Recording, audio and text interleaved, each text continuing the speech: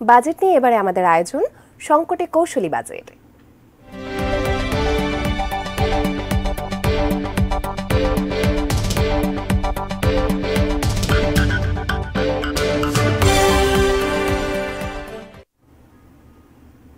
বাজেটে করের আওতায় আসছে শেয়ার বাজারের বড় ব্যক্তি বিনিয়োগকারীরা। 40 লাখ টাকা মুনাফা হলেই দিতে হবে 15% কর। তবে বিশ্লেষকরা বলছেন এই সিদ্ধান্তে ক্ষতিগ্রস্ত হবে পুঁজিবাজার। মাহাদি সেকেন্দারের রিপোর্ট। দরপতনের চক্রে দেশের পুঁজিবাজার, কমছে শেয়ারের দাম ও সূচক। অনেক দিন ধরেই সূচক আটকে আছে 6000-এর ঘরেই। মূলধন হারাচ্ছেন বিনিয়োগকারীরা। নিয়ন্ত্রক সংস্থার ঘন ঘন সিদ্ধান্ত বদলে আস্থা ও আতঙ্কে বাজার ছাড়ছেন বিনিয়োগকারীরা। বন্ধ হয়েছে অনেক বিও অ্যাকাউন্টও। আগামী 2024-25 অর্থ বছরের বাজেটে পুঁজিবাজারের মুনাফা থেকে উৎসে কর আদায়ের উদ্যোগ নেওয়া হচ্ছে। এতদিন মুনাফার উপর কর দিতে হতো না, এবার সেখানে মুনাফা 40 লাখ হলেই কর দিতে হবে 15%। তবে পুঁজিবাজার সংশ্লিষ্টরা বলছেন বর্তমান পরিস্থিতিতে করারোপ করা হলে বিরূপ প্রভাব পড়বে বাজারে।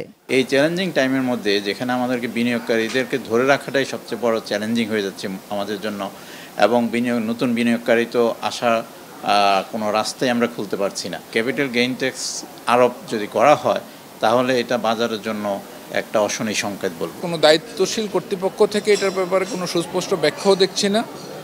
আবার বিষয়টি যে সঠিক সেই রকম কোনো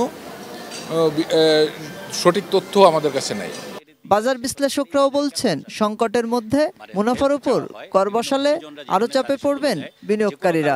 গভর্নমেন্টের প্রায়োরিটি লিস্টে কিন্তু পুঁজিবাজারটা ওইভাবে থাকে না থাকার কারণে কিন্তু প্রতিবারই প্রস্তাবনা হয়, বাস্তবায়ন কিছুই থাকে না। গভর্নমেন্টের পক্ষ থেকে যখন দেখবে এখান থেকে একটা সিগনিফিকেন্ট ট্যাক্স আদায় হবে, এখানে অনেক মানুষ অনেক ট্যাক্স ফাঁকি দিচ্ছে, বিশাল একটা বাজার এখানে, সেক্ষেত্রে এটা একটা ক্ষেত্র হবে কখন, যখন মানুষ একটা এইটা সম্পর্কে জানবে, বুঝবে এবং এটা যখন একটা ভালো সেক্টর দাঁড়াবে। বিনিয়োগকারীর যেই অংশটাকে উনি অ্যাট্রাক্ট করতে চাচ্ছেন, যার কাছ থেকে নিতে যাচ্ছেন, তার কাছ থেকে তো কাঙ্ক্ষিত পাবেনই না, বাট তারা বাজারে অনেক ক্ষতি করবে, তাতে বড় একটা অংশ ক্ষতিগ্রস্ত হবে। এই ব্যাপারটা যদি পলিসি মেকাররা না বোঝে তাহলে কিন্তু দিন শেষে সাফারার হবে সাধারণ জনগণ, সাধারণ বিনিয়োগকারী।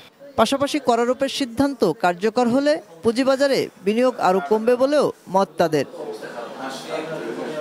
মাহাদি সেকেন্দার, এটিএন নিউজ, ঢাকা।